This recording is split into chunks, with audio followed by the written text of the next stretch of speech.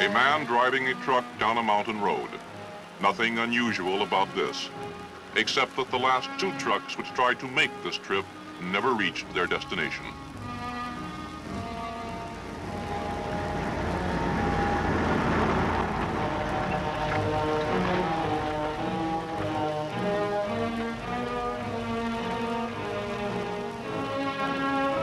Behind the wheel of the truck is an American soldier, assigned to United States Army Special Forces operating in one of the most dangerous regions of Southeast Asia, the guerrilla-infested central highlands of Vietnam. He is here to assist, to advise, and to help a remarkable people who have been called upon to progress in a single decade from a peaceful, primitive life into the violent 20th century.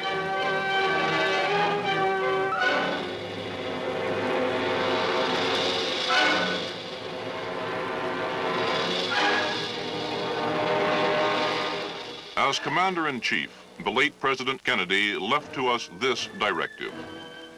We need a greater ability to deal with guerrilla forces, insurrections, and subversion. We must be ready to deal with any size of force, including small, externally supported bands of men, and we must help train local forces to be equally effective. This is the story of what one group of Americans are doing today to carry forward that far-sighted policy.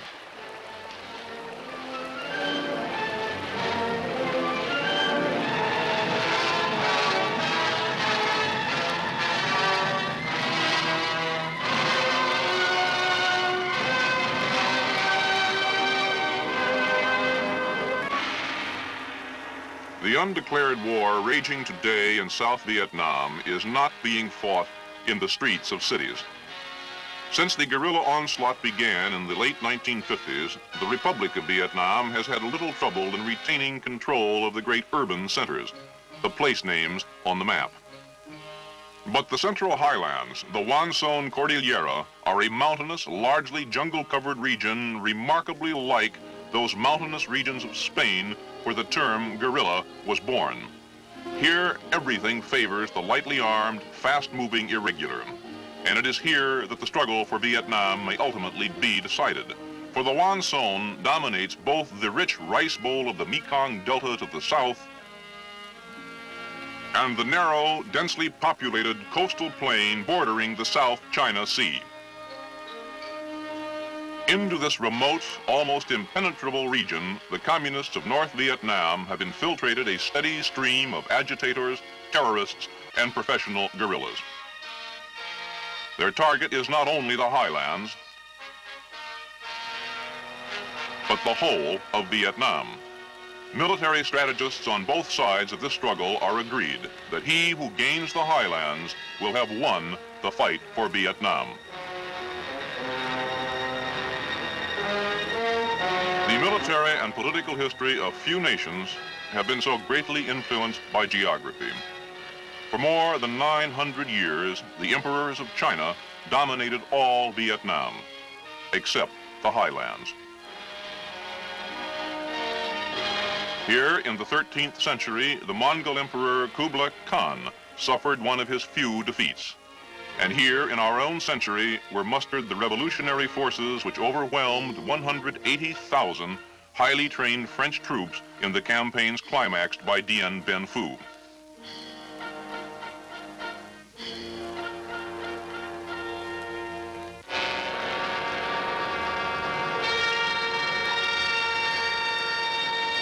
Villages of the highlands are inhabited by many races, each with a tradition and a way of life distinctly its own.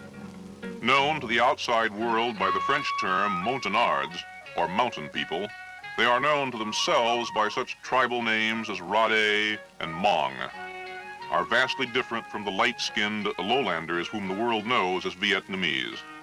Believed to be the original inhabitants of the region before the arrival of the Vietnamese more than 2,000 years ago, most of the Montagnards continue to live a Stone Age existence in the midst of the 20th century.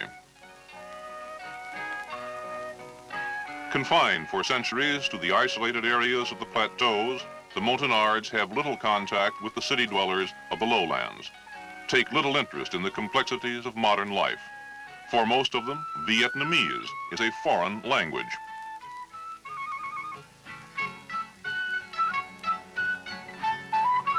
For such people, words like communism and democracy have little meaning, cannot without great difficulty even be translated into their own dialects.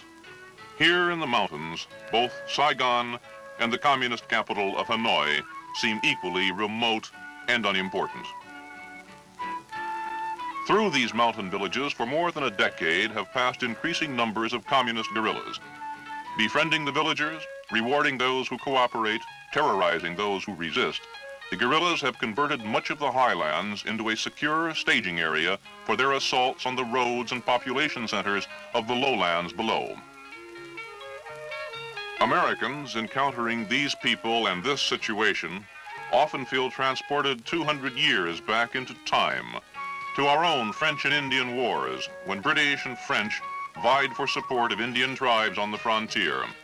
And like the primitive tribesmen of those earlier wars, the Montagnard on his own ground is a formidable ally.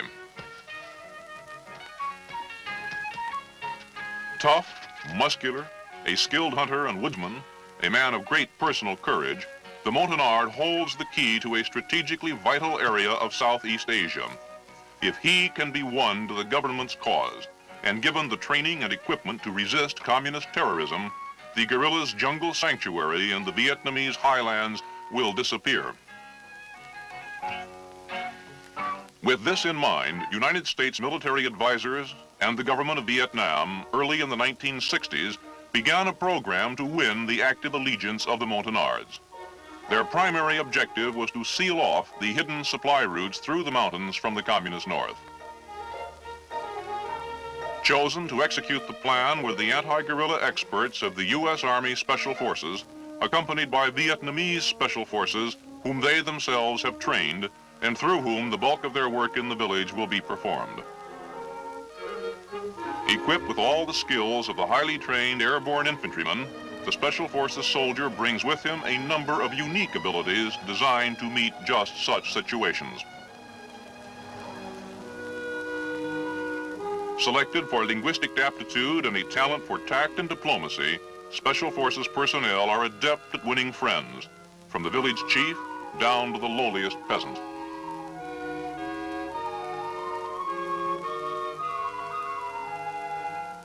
Going into a Montagnard village for the first time is an experience you don't soon forget. In the first place, the only people you're likely to find are the ones who were too old or too young or too sick to run away when they saw you coming. You give candy to the kids, talk politely to their elders, and try to convince everybody that you're not here to hurt anyone. There's no way of knowing whether the men have run away because they're guerrillas themselves or because they believe guerrilla propaganda about the government troops and the terrible Yankees. All you can do is keep your guard up and try to show by actions that you're here on a friendly mission. Our biggest asset in this kind of thing is the team medic. His main job, of course, is taking care of us. But there are no field hospitals in guerrilla fighting, so one of our medics has to know a lot about his business. With the modern medicines available, he can do a lot for people in places like this.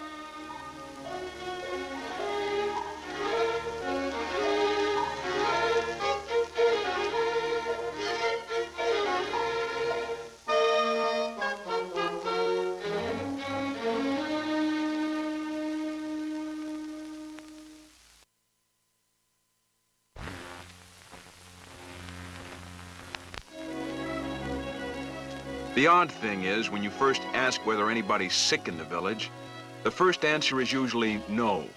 So then you offer to examine anyone who thinks he might be sick. And in no time at all, you've got a waiting line. What gets you most are the kids. They say people don't miss what they've never had. But you bring medicine into one of these villages where they've probably never seen a doctor, and the people turn out to be just as worried about their kids as you are about yours.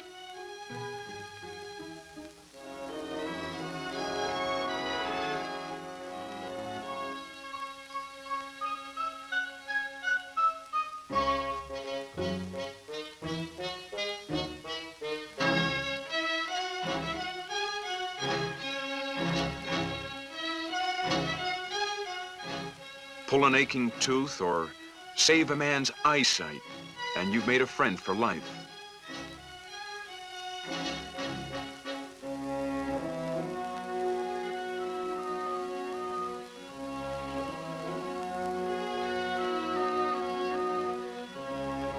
You do this kind of work because you've got the medicine and because you're here. And God knows it needs to be done. In some of these villages, half the people have TB. Most of the kids have impetigo. And everybody has vitamin deficiencies. Any decent human being coming into a setup like this would do what he could without asking for a reason. But the fact remains that from a military point of view, this is a good tactic. Squads and platoons of Viet Cong guerrillas have been coming through here with promises. Now, thanks to our medic, we've come along with something a lot better, something we can give them now.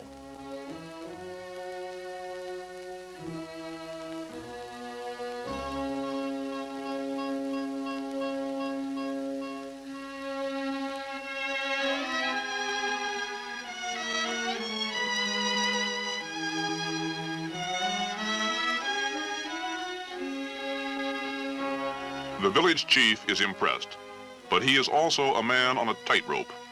Unless his new friends can provide adequate protection, cooperation will lead to Viet Cong attacks, a devastated village, or his own assassination. The chief makes his decision. The young men are summoned back from the bush. They will train with the American and Vietnamese special forces. They will make a stand.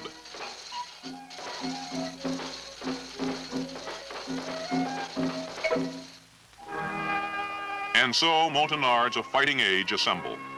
The first step is taken toward recovery of a communist-dominated area within the borders of South Vietnam.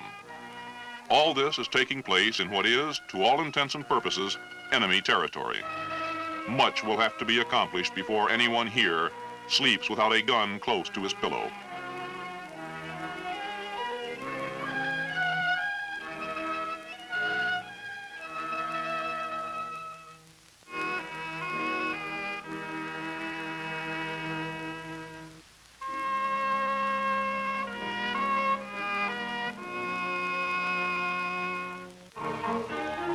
Is it possible to make soldiers out of men almost untouched by the 20th century? What kind of supplies do you issue to men who have never worn pants or shoes?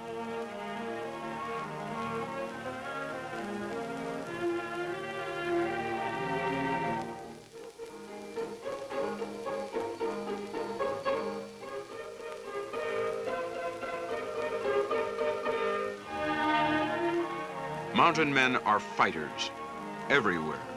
The Ozarks, the Scottish Highlands, or the Highlands of Vietnam. Get yourself a mountaineer and you've got potential fighting material. These people may be primitive, but they know what a weapon is and what it's for, even when they still haven't learned how to use it. These people are hunters. They're a peaceful people, basically friendly. Without this guerrilla business that's been going on here for the last 10 or 20 years, you'd be as safe walking through the highlands as down a street back home. But being hunters, these men grow up fitting arrows into a crossbow. And from a crossbow to an M1 carbine is not as big a jump as you might think.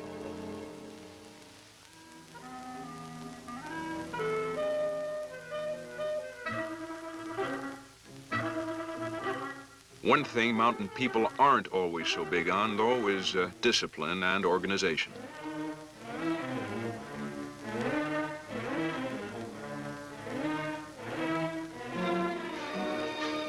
We had to teach our Montagnards to coordinate with such modern inventions as an aerial resupply drop. And that took a certain amount of doing.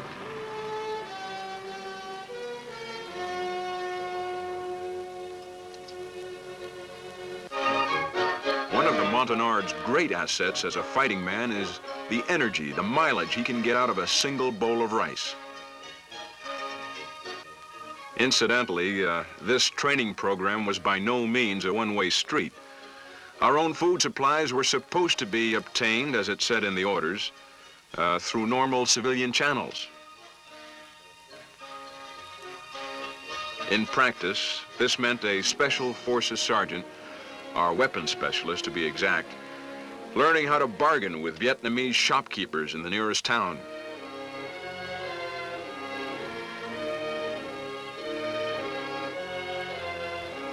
A part of the ritual involves sharing tea with the proprietor and his family while everyone argues politely about prices. Our weapons specialist became an overnight authority on chickens, cabbages, and bacon on the hoof. Not to mention the purchase of 2,800 pounds of rice and miscellaneous other commodities.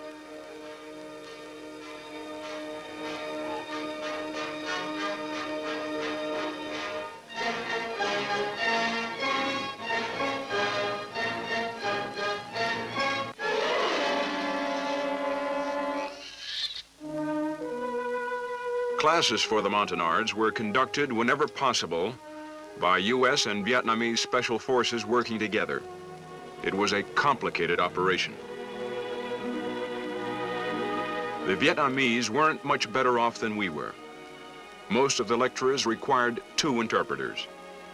There were Vietnamese who spoke English and a few Montagnards who spoke Vietnamese.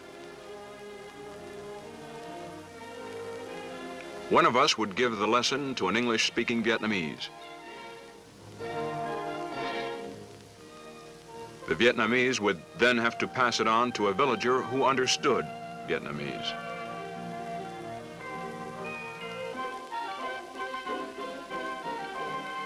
The native interpreter would then pass it along to the trainees.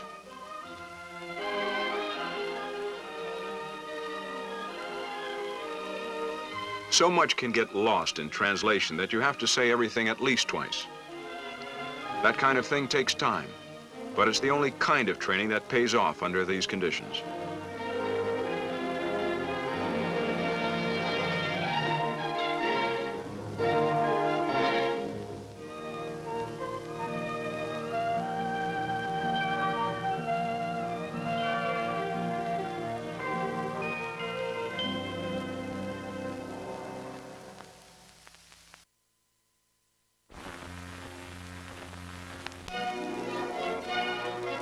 The students themselves were amazing.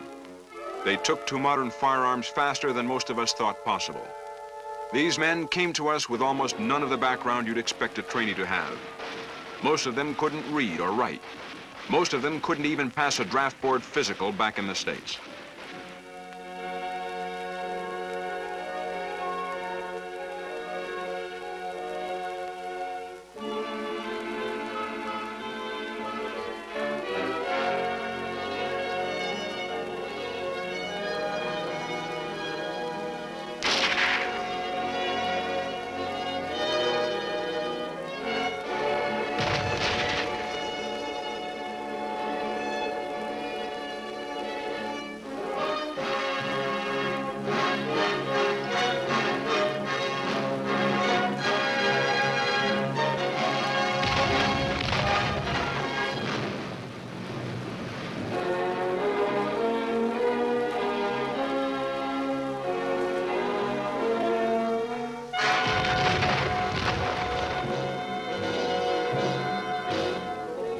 But they're smart, they've got guts, and they're anxious to learn.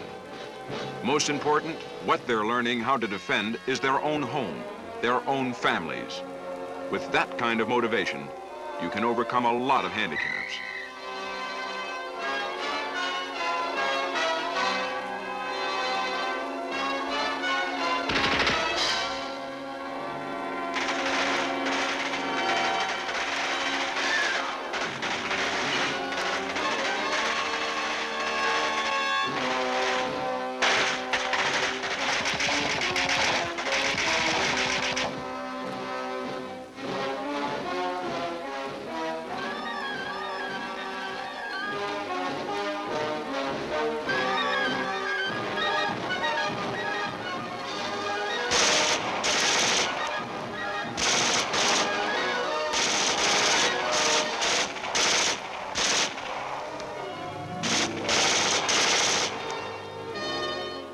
had to hit the high points of 6 months worth of training in only a few weeks.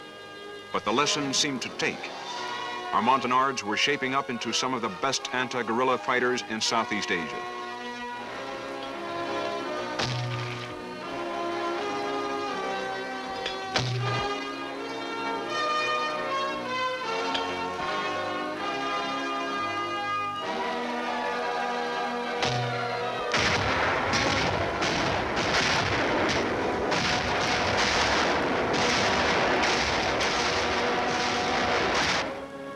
In a very few weeks, they progressed from simple hand weapons to the tricky business of demolition.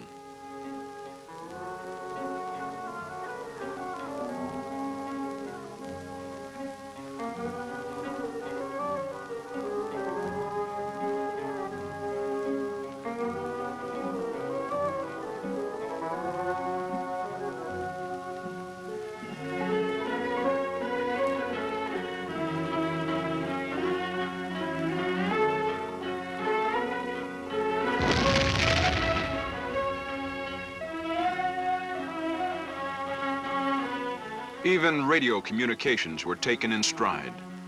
This was even more surprising and maybe more important. It meant that before we left, radios could be issued tying our friendly villages together in a sort of mutual protection association.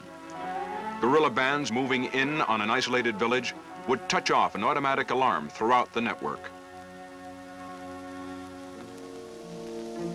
Togetherness is a big thing with these people. When father goes off to training camp, the family goes along.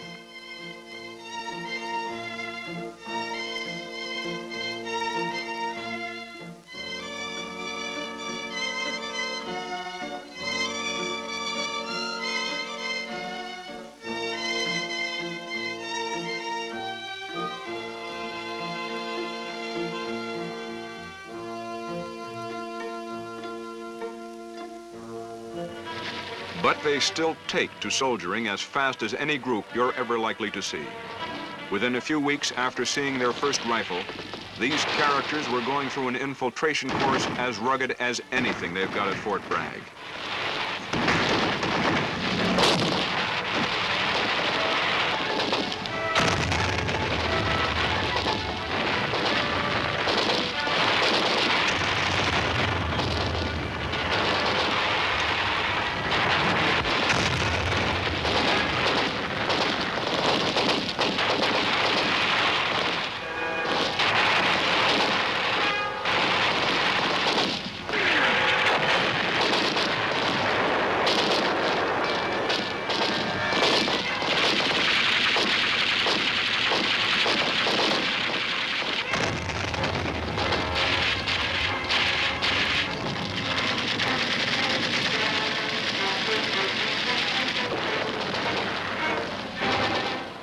They also had no trouble learning the tactics of resisting a night assault.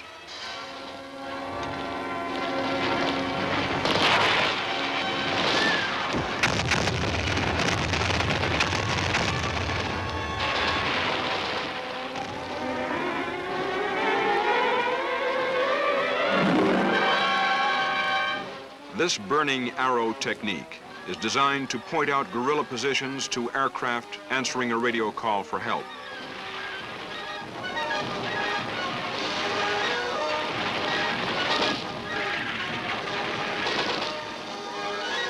This is what the Army calls a confidence course.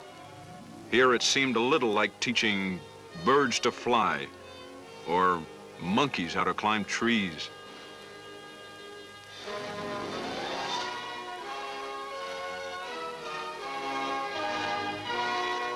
Convincing them of the importance of night patrols in the jungle was a little more difficult.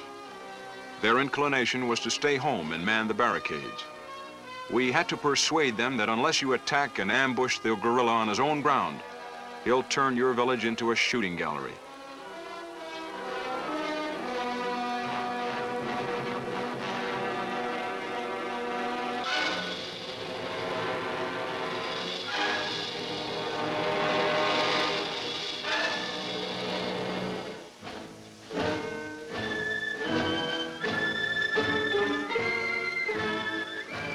Once convinced, as usual, They learn fast. The Viet Cong who gets within a mile of a village these men are patrolling is going to be as scared of them as they used to be of him. The guerrilla is a fish, said Mao Zedong, and the sea in which he swims are the people. If the people be unfriendly, he cannot survive. Operation Montagnard is an exercise to teach the mountain people of Vietnam the art of anti-guerrilla warfare.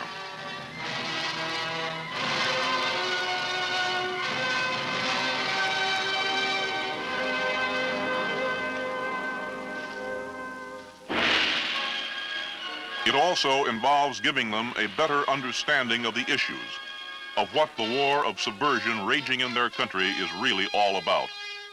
Through no fault of their own, the future of these mountain people is inextricably bound up with the outcome of the struggle against communist expansion in Southeast Asia.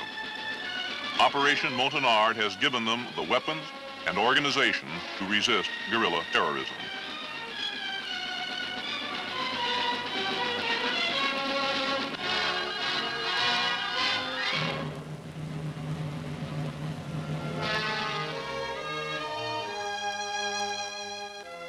Contacts with U.S. and Vietnamese anti-guerrilla experts during the many weeks of training have also made fast friends where there was before only fear or indifference.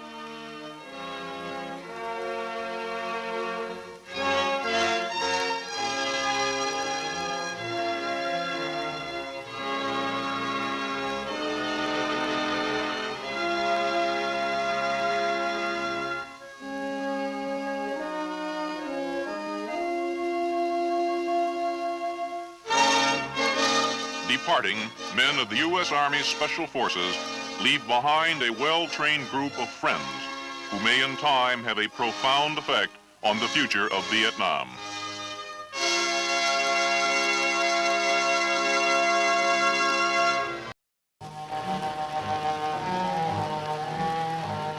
A man driving a truck down a mountain road. Nothing unusual about this, except that the last two trucks which tried to make this trip never reached their destination.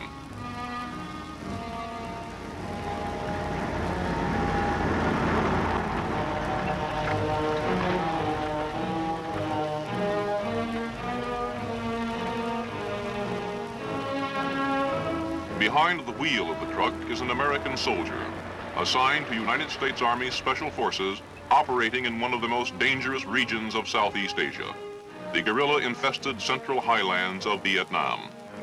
He is here to assist, to advise, and to help a remarkable people who have been called upon to progress in a single decade from a peaceful, primitive life into the violent 20th century.